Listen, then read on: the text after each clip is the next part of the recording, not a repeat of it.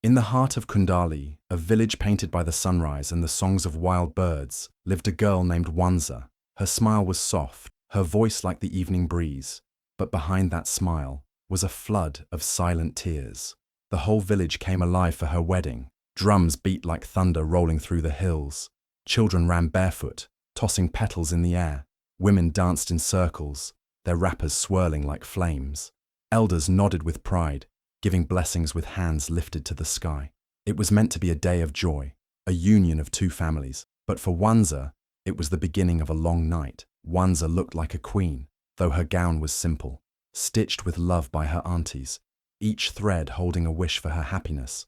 Her hair was braided neatly, adorned with tiny beads that clicked softly as she moved. She smiled, but her heart was pounding, not with excitement, but with fear. Her groom, Elaku, stood tall and proud beside her. He was the village's strongest hunter, known for his sharp aim and sharper tongue. Girls once whispered about him in secret, but Wanza never dreamed she'd be chosen. In truth, she wasn't. Elaku didn't want her. He didn't smile. He didn't even look at her during the ceremony. His mother, a woman of strong will, had chosen Wanza, believing the girl's kindness would calm her son's anger. She thought maybe Wanza could change him, but some hearts are harder than stone. As the wedding chants faded and guests began to leave, Elaku finally spoke to her, not with sweetness, not with care, but with a cold warning whispered under his breath. "Don't expect love from me." Wanza froze. Her smile fell. No one heard, no one saw. The drums had stopped, but in her chest, a new drum started beating, made of sorrow and confusion. That night the moonlight spilled into their new home. Wanza sat on the edge of the bed, her wedding bracelets clinking as she removed them one by one.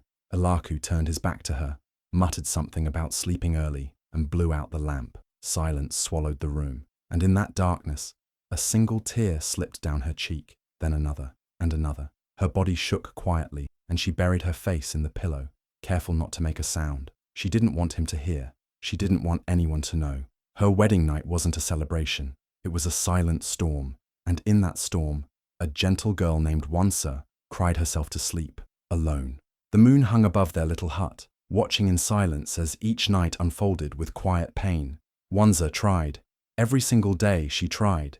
She would wake before the sun, sweep the compound, fetch water from the stream, and prepare Elaku's meals with her own hands. She made sure his favorite spices were mixed just right, even remembered how he liked his porridge thick, not watery. But nothing she did was ever enough. One evening, she placed the wooden bowl of soup before him gently, smiling softly. Before she could sit, Elaku scoffed and pushed it away with the back of his hand.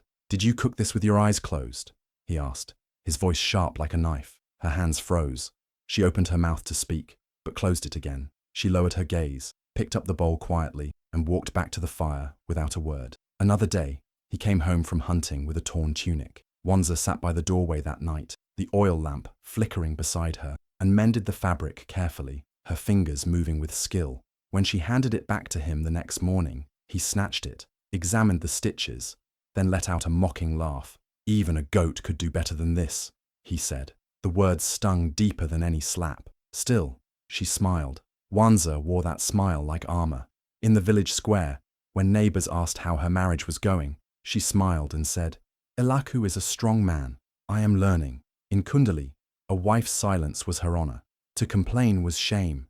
To speak against your husband was seen as a sign of disrespect. So she held her pain behind her teeth and nodded politely at every kind word, even when her soul was aching. At night, when the lamps were blown out and the world turned quiet, the truth returned. She would lie on her woven mat, staring at the ceiling, her pillow catching the tears that finally broke free. No one saw them, no one heard them, but the moon did. It watched her sob into the darkness, clutching her chest where the ache lived. Each word Elaku threw at her during the day replayed in her mind like cruel echoes. And yet, she never raised her voice, never answered back, because love, she believed, was patience.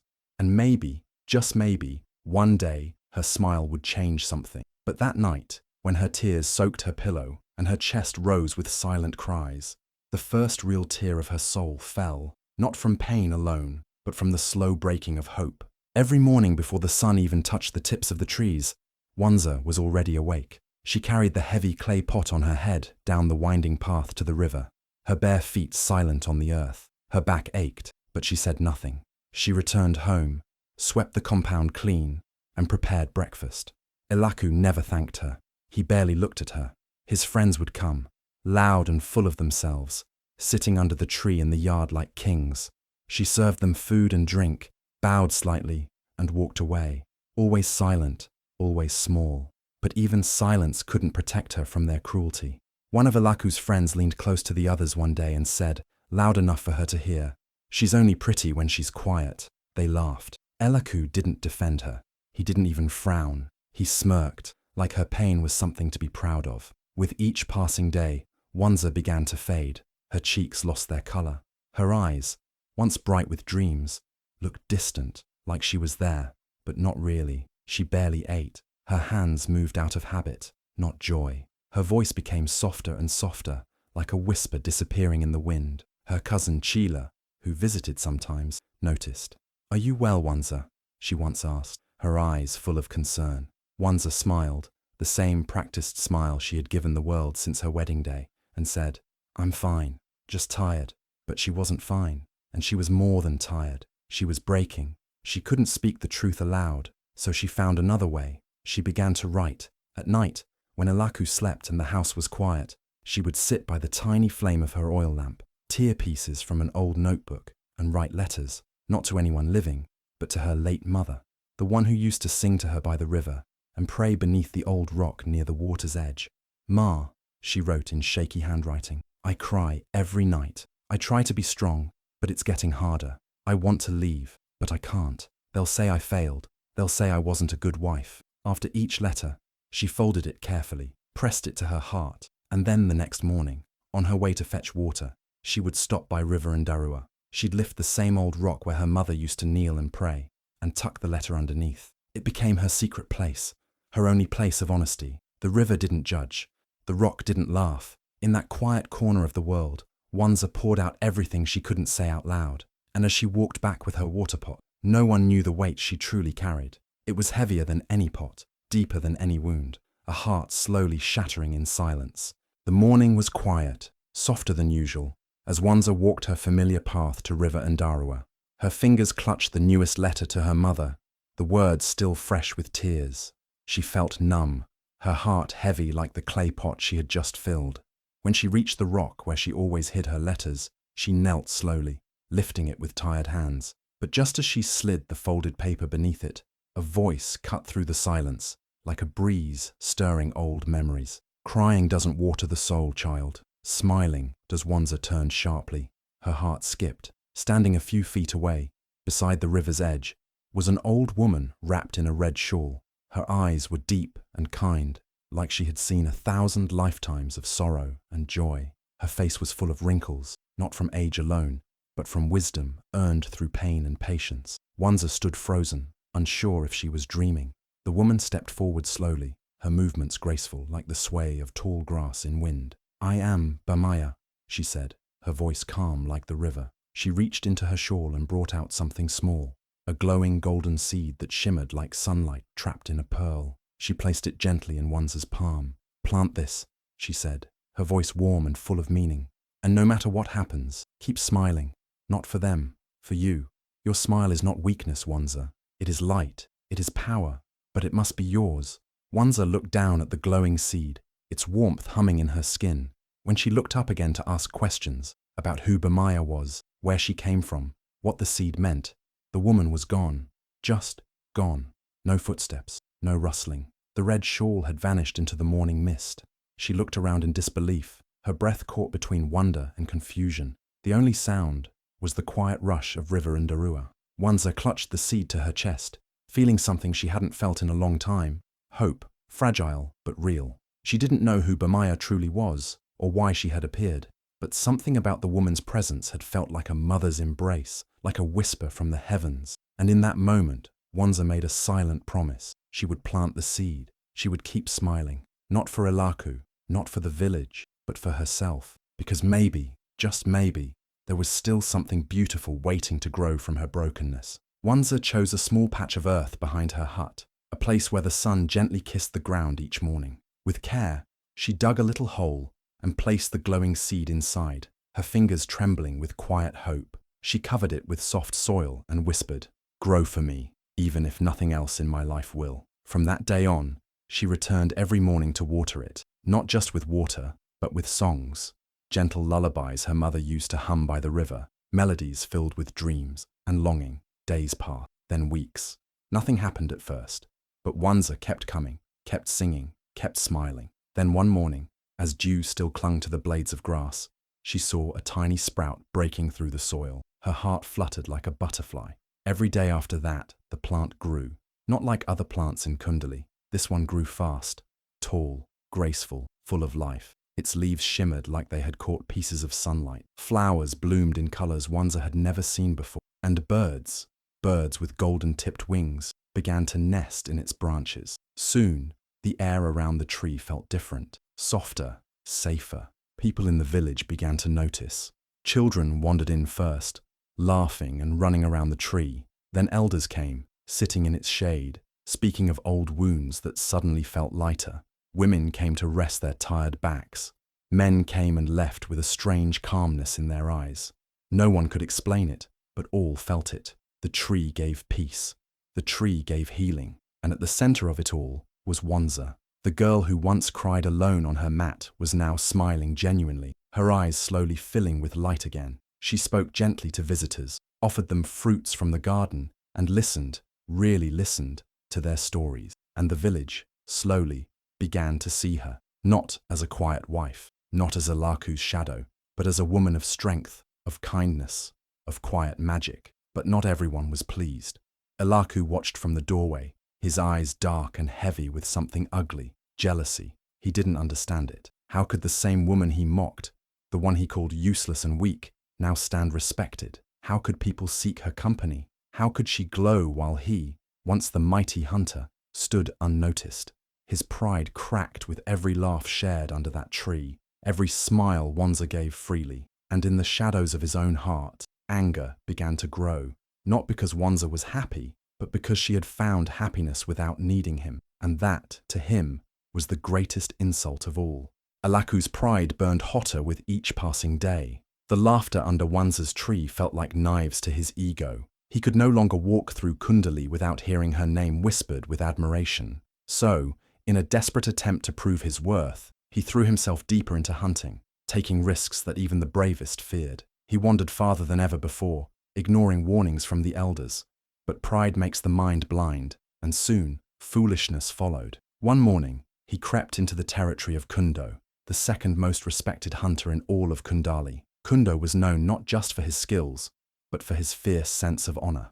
Elaku, driven by jealousy and rage, stole 3 rare pelts from Kundo's traps and presented them in the village square as his own. For a brief moment, people looked his way again. He felt powerful, important, but lies, like smoke, never stay hidden long. Within a day, Kundo discovered the theft. He brought witnesses. The proof was clear. The village gathered in the central ground, and silence hung thick in the air. Chief Barumo stood before Elaku, his face stern and disappointed. With the voice of thunder, he declared, "You are no longer a hunter of Kundali. Your name will not be sung. Your stories will not be told. You are stripped of all honor." Elaku's shoulders slumped. The crowd did not cheer. They turned their backs, one by one, leaving him standing alone in the dust. Even the men who once laughed with him now crossed the street when he passed. He became a shadow, a ghost with no place. Whispers followed him like flies. Thief, disgrace, Wanza's husband. Yes, even that name, Wanza, wounded him now, because while he crumbled, she rose. She said nothing during his fall, not one word of mockery or spite. Instead, she stayed by her tree, offering tea to the tired, comfort to the hurting, and wisdom to the young. Her garden grew brighter, while Elaku's world darkened. Days later, hungry and tired, he dragged his feet back home. The door creaked as he stepped into the little hut, expecting anger, maybe scorn. But he found Wanza by the fire, stirring a pot of stew. She didn't even look up. She just said softly, "There's food if you're hungry." No judgment, no triumph in her voice, only peace. And for the first time, Elaku felt something he never thought he would in that small, quiet hut: shame. Elaku's body was weak, his steps unsteady. His pride, once as tall as the mountains, had crumbled into dust. Fever clung to him like a shadow. His clothes were torn, his once sharp eyes now dim. Word had spread that he hadn't eaten in days, and even the dogs barked at his presence. Yet his heart beat not from sickness, but from shame. Wanza was beneath the tree, humming gently as she wiped a little girl's tears. Her touch was soft, her voice soothing. A small group of villagers sat nearby, their faces peaceful under the tree's glowing leaves.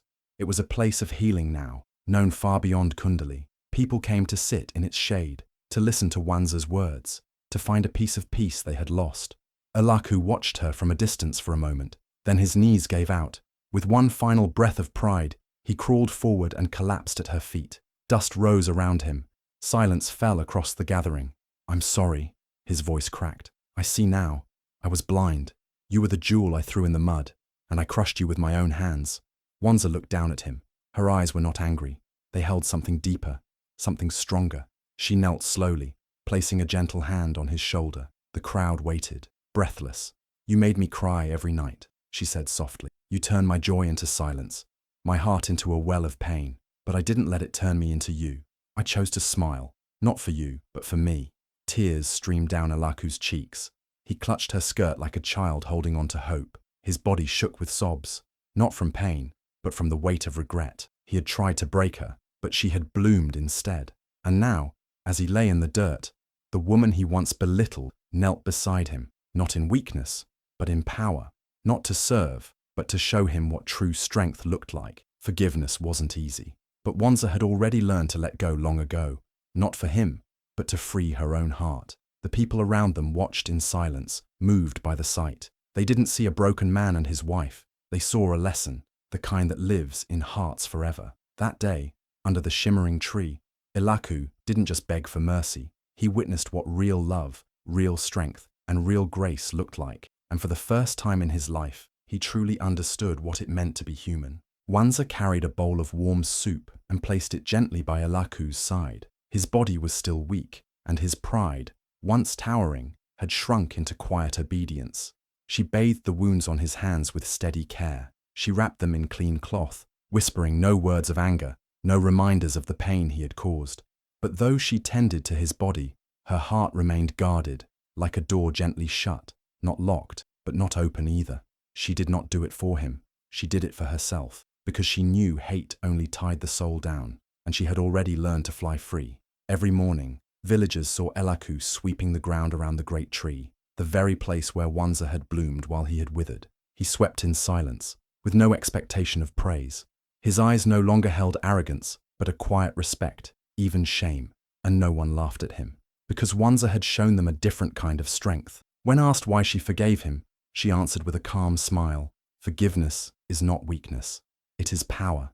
It is choosing peace when pain begs you to fight. I forgave him not because he deserved it, but because I deserved to be free." Her words traveled from mouth to mouth, village to village.